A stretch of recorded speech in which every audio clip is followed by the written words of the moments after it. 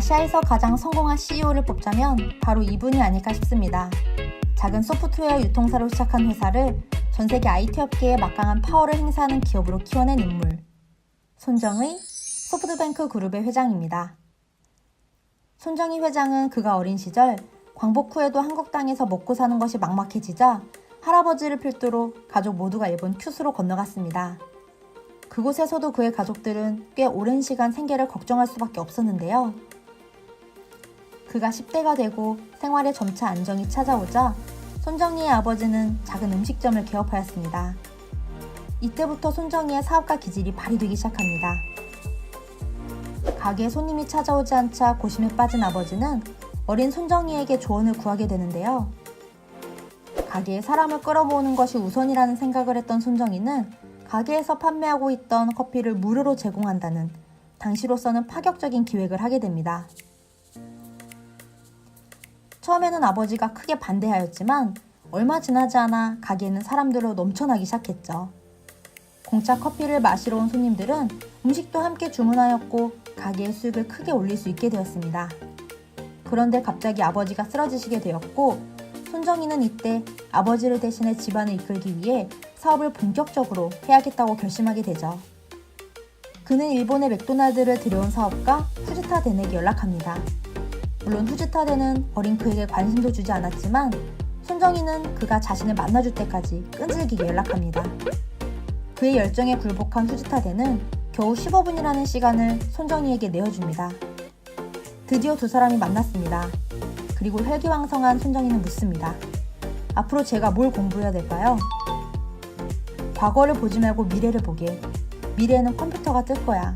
컴퓨터로 공부하게.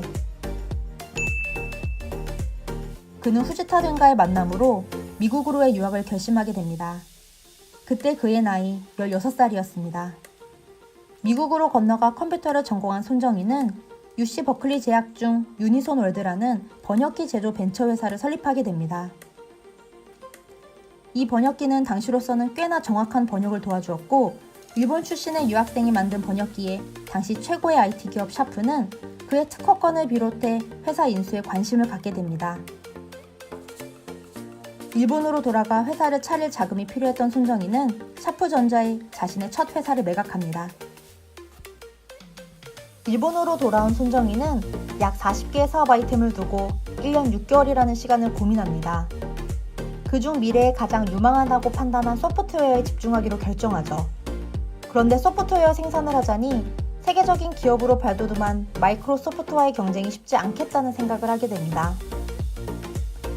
그래서 그는 소프트웨어를 다루지만 생산이 아닌 유통을 하기로 합니다. 그리고 일본 내 마이크로소프트의 독점 유통권을 따내게 되죠. 소프트웨어 유통에서 성공을 거둔 그는 점차 규모를 확장합니다. 적자를 면치 못했던 야후에 투자하여 야후 재팬을 설립하였고 통신사를 인수하여 애플 아이폰의 독점 유통권도 따냅니다. 그리고 알리바바의 초기 투자자로서 대박을 내기도 했죠. 그렇게 서서히 일본 최고의 부자 반열에 오르게 됩니다. 그가 성공 가도를 걷게 되자 손정의의 인생 50년 계획이라는 것이 많은 사람들에게 알려지기도 했습니다. 그의 계획은 다음과 같습니다. 20대에는 이름을 알린다. 30대에는 사업 자금을 마련한다. 40대에는 큰 승부를 건다. 50대에는 사업을 완성시킨다. 60대에는 다음 세대에게 사업을 물려준다. 소프트뱅크가 유통사업은 물론 투자를 통해 엄청난 수익을 거두게 되자 이제 손정의 회장은 전 세계를 무대로 투자에 박차를 가하기 시작합니다.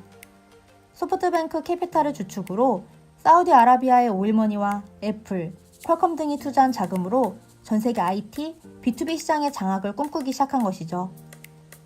현재까지 그가 투자한 회사들 중에는 이름만 들어도 알만한 세계적인 유니콘 기업들이 넘쳐납니다. 우버, 디디추싱, 그랩, 오요, 위워크, 엔디비아 등 이 회사들은 모두 IT와 B2B를 기반으로 하는 회사들입니다.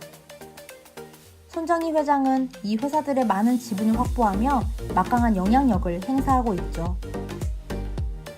일례로 승차 공유업계에서 제로섬 게임을 벌이던 우버와 디디 출신의 합병을 주도하며 이들 회사의 수익 향상을 도모한 것도 손정희 회장입니다. 합병 후 서로의 점유율을 맞교환하여 디디 출신은 중국을, 우버는 중국과 동남아를 제외한 글로벌 시장을 독점하게 되었습니다. 그가 세계적인 유니콘 기업을 좌지우지하는 인물이 된 것입니다. 손정희 회장은 한국의 쿠팡에 천문학적인 금액을 투자하기도 했죠. 그가 너무 많은 기업에 광범위하게 투자를 하는 것처럼 보이지만 그의 투자에는 나름의 원칙이 있습니다.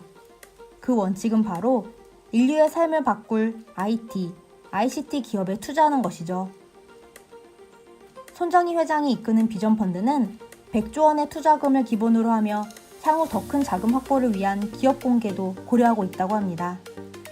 그의 투자가 앞으로 어떠한 성과를 거둘지 알 수 없지만 일본 내에서의 안정적 기업 활동을 뒤로하고 전 세계를 무대로 위험을 감수하며 더 큰 꿈을 이루고자 하는 그의 비전이 사뭇 위대하게 느껴집니다.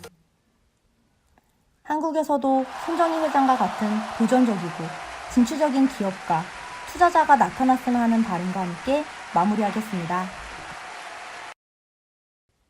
오늘의 내용이 유익하셨다면 구독과 좋아요, 댓글도 꼭 남겨주세요.